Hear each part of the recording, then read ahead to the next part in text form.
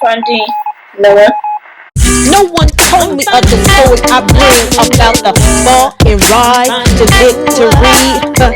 My story's real with my eyes and my ears, and those who know me have seen my heart in collective tears.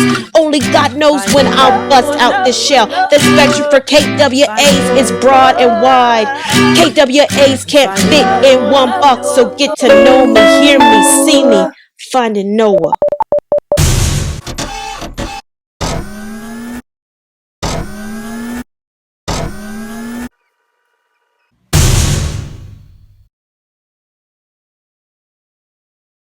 Hello, I'm Danielle Weaver, and I'm on Noah's show, Finding Noah.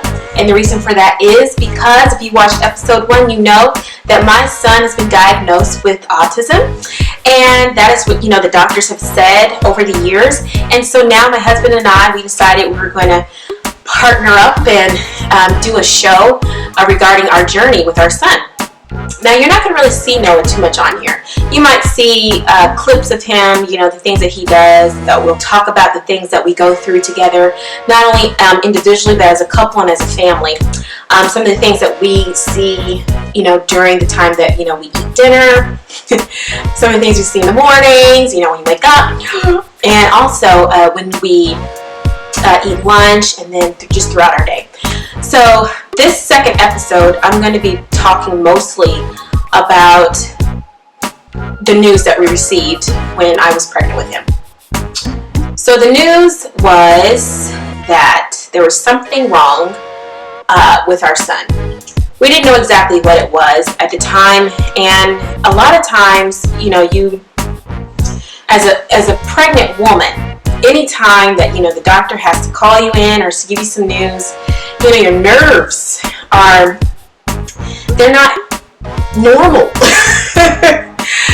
I don't care if it's a woman who's gone through miscarriages, or if it's a woman who's experienced any kind of pregnancy turmoil. Okay, when you get that phone call from your doctor, to come in and discuss some things, you get a little nervous. And, I just thought, when the doctor called, he was my firstborn, so it was my first pregnancy. So I was just thinking, this is routine, I'll just go in. But that was not the case. That was not the case at all. When I went in, they told me that there was something wrong with my blood work that was connected to my pregnancy. And if I could just be transparent here and say that I was scared because I didn't know. I was like, what do you mean? What do you mean by that? So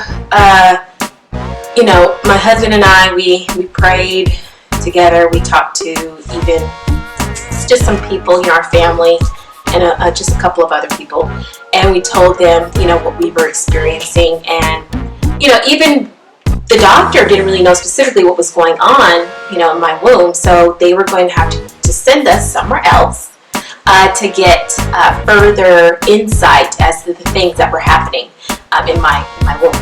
And so, when I shared the news with my husband, I called him and said, babe, I got to go to the doctor. And, my first pregnancy, he pretty much came with me, every single doctor visit, which was great. He's been a good husband, and there were times when we would meet at the doctor's office, and you could just see his face. He's a new dad. He was very quiet during my first pregnancy, and I really had no idea what was going on in his head when we both received the news about just concerns about me giving birth to Noah. So the next episode 3, I'm going to talk about our trip. We had a trip. We went on a trip to Birmingham to further see or discuss the things that were going on with Noah when I was pregnant with him. And I think I was about 9 weeks, I think. It was between 6 and 9 weeks. No, it was around 9 weeks, because 6 weeks is the cutoff for you finding out that you're really pregnant. But please, if you have any comments, if you have your own story, maybe it's not necessarily that your son is gifted. We like to call it giftedness, or some people call it special needs. But whichever is your story, please comment, and I'd like to give you a shout out. And let's encourage each other along the way. So thank you so much for listening. Next episode, we talk about our trip to Birmingham and the news we found out there. Bye. Peace. Finding Noah.